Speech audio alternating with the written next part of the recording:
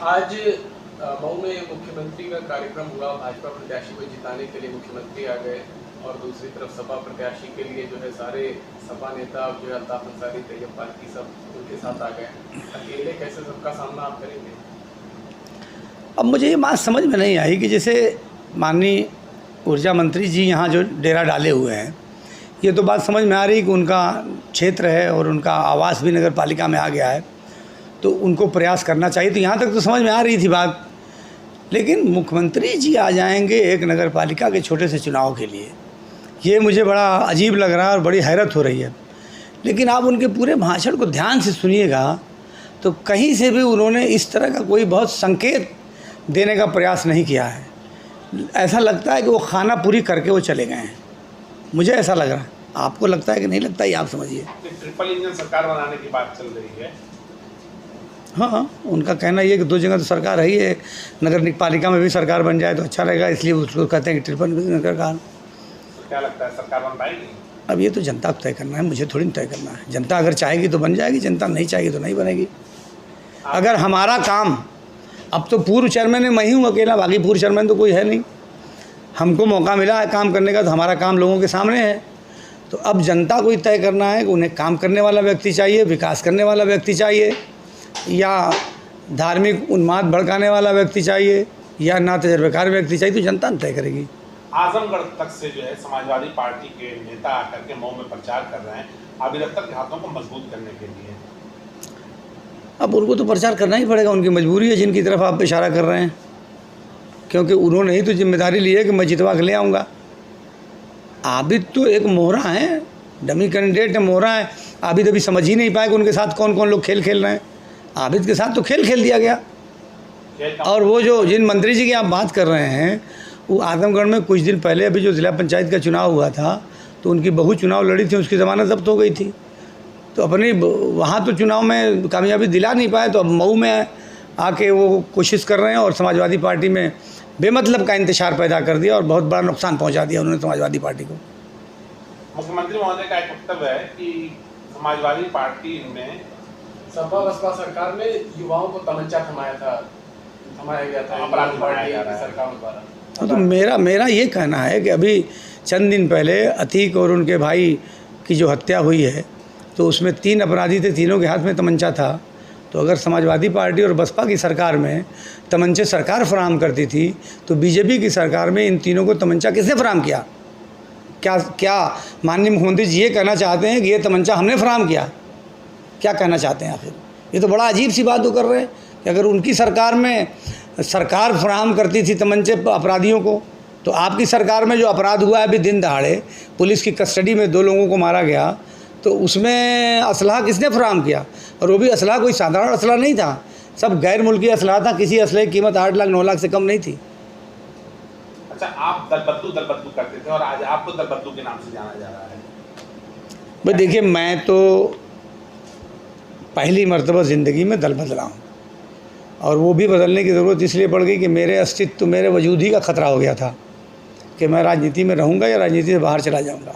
मेरे साथ खेल खेला गया, तो अब मेरे पास इसके अलावा कोई विकल्प ही नहीं था कि मैं ये साबित कर सकूँ कि मेरा भी वजूद है।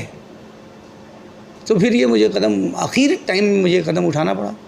मैं तो 23 तारीख की शाम तक कार्यालय पर इंतज़ार करता रहा कि शायद अब बुलावा आ जाए, मगर मुझे टाला जाता रहा, बुलावा नहीं आया। जब समय समाप्त हो गया, तब मैंने बहुजन समाज पार्टी की सदस्यता ग्रहण की और मुझे बहुत सम्मानजनक तरीके से टिकट दिया गया, और अब मैं बहुजन समाज पार्टी का एक वफादार सिपाही हूँ। मैं चूँकि समाजवादी पार्टी के ख़िलाफ़ या आदरणीय अखिलेश यादव जी के ख़िलाफ़ नहीं बोल सकता, क्योंकि उस परिवार से मुझे बहुत स्नेह है और यकीनन मुझे उस परिवार ने बहुत कुछ दिया भी है, तो मैं उनका शिकायत नहीं करूँगा। लेकिन उन तक गलत सूचनाएँ पहुँचाई गई। अपराधी मैं उनको मानता हूँ जिन्होंने गलत सूचनाएं फराहम की, जिन्होंने उनको यकीन दिलाया कि अरशद जमाल ये चुनाव नहीं जीत पाएंगे, आबिद अख्तर ये चुनाव को जीतेंगे। आखिर आबिद अख्तर को इन लोगों ने कैंडिडेट बनवाया तो किसके इशारे पे बनवाया? ये किसी न किसी बड़ी ताकत से मिले हुए लोग हैं, और उसी ताकत के इशारे पर इन लोगों ने आबिद अख्तर को कैंडिडेट बनवाने में राष्ट्रीय अध्यक्ष जी के कान में ये बात डाली और उनको यकीन दिलाया। अब मुझे साबित करना है कि कौन मजबूत है, ये सही थे या मैं सही था। पार्टी ने इतनी दफ़ा आपको मौका दिया, एक बार टिकट नहीं मिला तो आपने पार्टी का साथ छोड़ ना, टिकट तो बहुत बार नहीं मिला। 2006 में मुझको टिकट सिंबल मिल के, इसी चेयरमैनी का टिकट, आपको याद होगा कि 2006 में मुझे चेयरमैनी का सिंबल मिला था।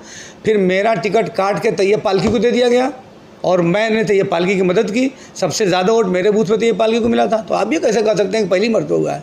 ऐसे ही ठीक 2006 में मुझको टिकट पहले दिया पार्टी ने, और फिर पार्टी ने मेरा टिकट काटा और इन्हीं तैयब पालकी को दिया, और तैयब पालकी के साथ हम लोग चले। विधानसभा का टिकट मैंने कई बार मांगा, नहीं मिला, कभी नहीं एतराज़ किया मैंने। ऐसा नहीं है भाई। आज भी अगर ये डमी कैंडिडेट न देते, किसी को देते, तो मैं आज भी पार्टी नहीं छोड़ता।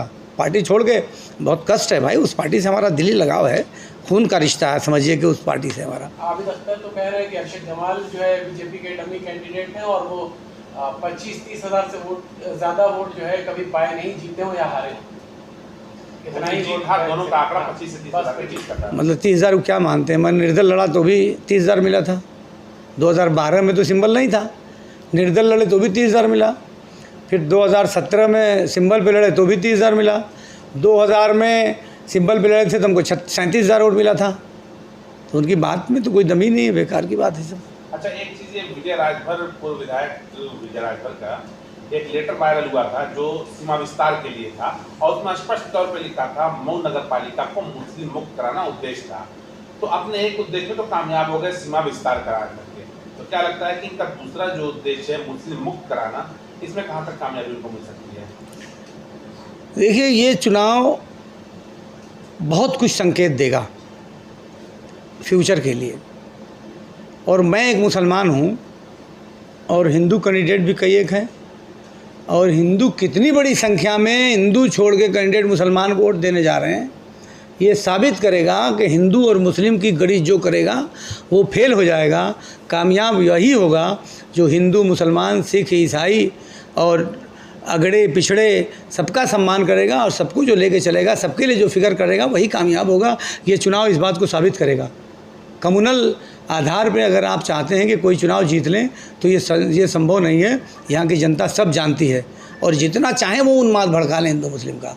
लेकिन मैंने एक बात कही थी उस वक्त इंटरव्यू में कि अगर मुझसे ज़्यादा विजय राजभर लड़ जाए चेयरमैनी, मुझसे ज़्यादा अगर हिंदू का वोट पा जाएंगे तो राजनीति छोड़ दूंगा। आज भी कह रहा हूँ, कि बीजेपी का वोट हिंदू इलाके में गिनवा लीजिएगा, और हिंदू इलाके में अरशद जमाल का वोट भी गिनवा लीजिएगा। अगर बीजेपी से ज़्यादा अरशद जमाल को हिंदुओं का वोट नहीं मिला तो फिर आप हमसे आगे सवाल करिएगा। अच्छा, आबिद अख्तर साहब के साथ एक चीज़ हम लोगों ने ये नोटिस किया है कि जो अध्यक्ष पद के उम्मीदवारी जिन्होंने किया था, प्रत्याशी ने जिन्होंने उम्मीदवारी किया था और चुनाव नहीं लड़े किसी भी वजह से, लगभग वो सभी चेहरे आबिद अख्तर साहब के साथ घूम रहे हैं। चाहे जमाल अरफन साहब हो गए, या अजहर फैजी साहब हो गए, शाहिद लारी हो गए, तैयब पालकी साहब हो गए, इस तरीके से और भी छोटे बड़े चेहरे हैं, वो सभी चेहरे आबिद अख्तर के साथ हैं। क्या वजह है कि आपका साथ छोड़ दिए?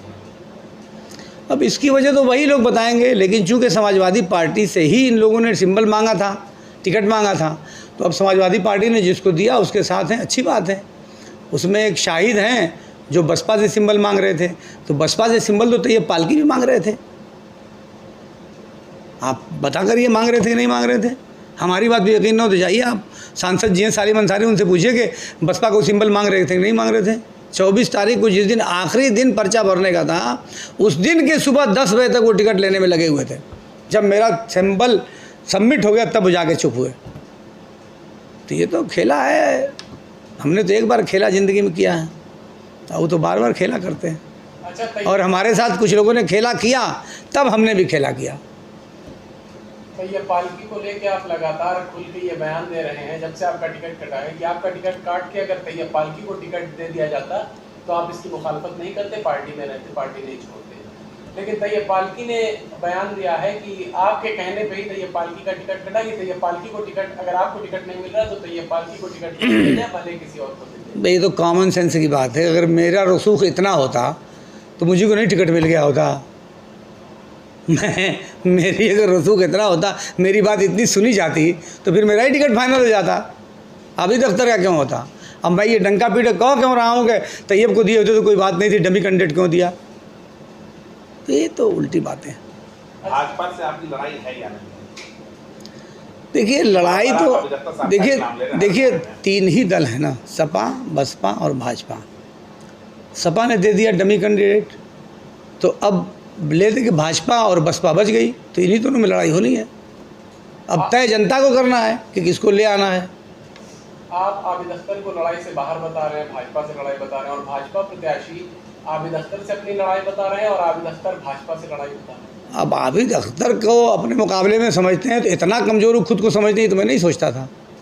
भाजपा वाले खुद को इतना कमज़ोर समझ रहे हैं कि आबिद के बराबरी की बात कर रहे हैं, तो अब तो मैं इतना कमज़ोर भाजपा को तो नहीं समझता। हालांकि भाजपा कमज़ोर हुई है, जो रिजर्वेशन का मामला आया तो जो इतने दिनों के बाद पहली मरतबा सामान्य सीट हुई 35 साल बाद, और अब 35 साल फिर भी उसमें टिकट नहीं दिया गया। अब फिर अगड़ों को 35 साल इंतज़ार करना है।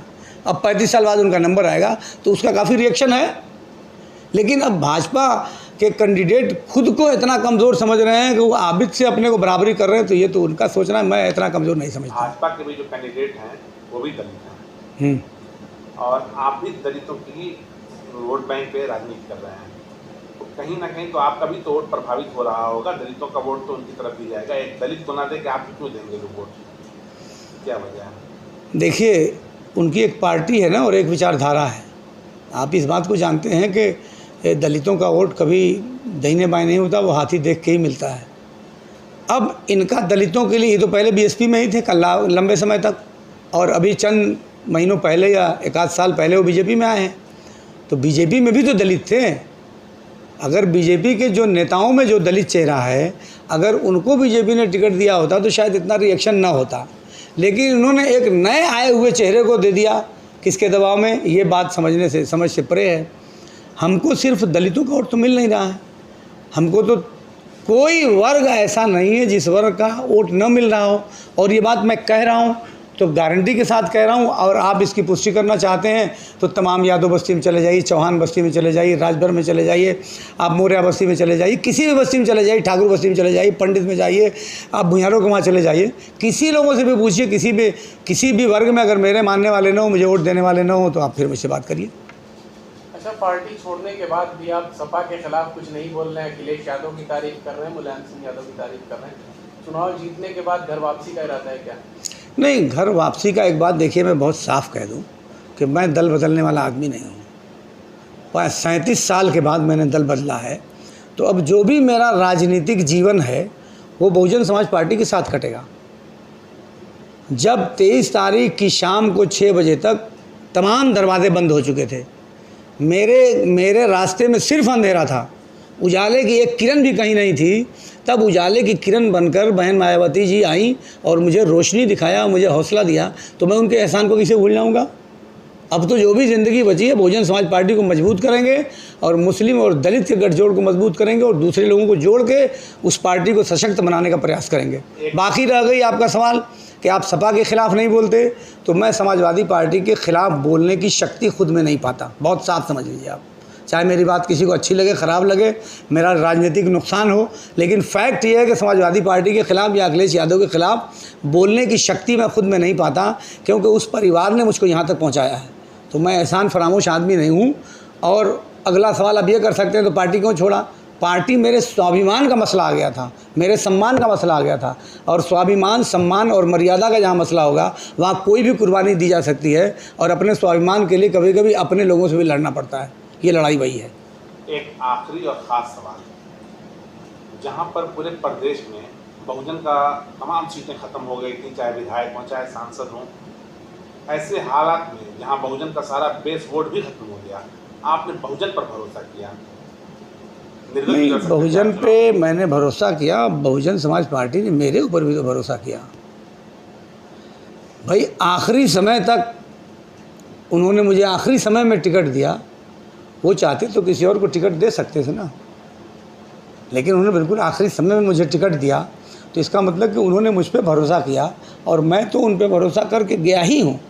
मैं तो नहीं जानता था कि बहन मायावती जी के बारे में बहुत सारी बातें सुनने को मिलती हैं उल्टी सीधी, लेकिन मैं तो उनसे मिला हूँ तो मेरी 20-25 मिनट तक उनसे बात हुई, और जितना शालीन स्वभाव और जितने बेहतर अंदाज में उन्होंने बात किया कि मेरा तो दिल जीत लिया उन्होंने। उनके बारे में तो बहुत बातें हम लोग सुनते थे, उनसे कभी मिलने का मौका मिला नहीं था, पहली बार मिले और अकेले मिले और बहुत ही खुशगवार माहौल में बात की, तो मैं तो प्रभावित होकर उनसे लौटा हूँ, उनकी शख्सियत से।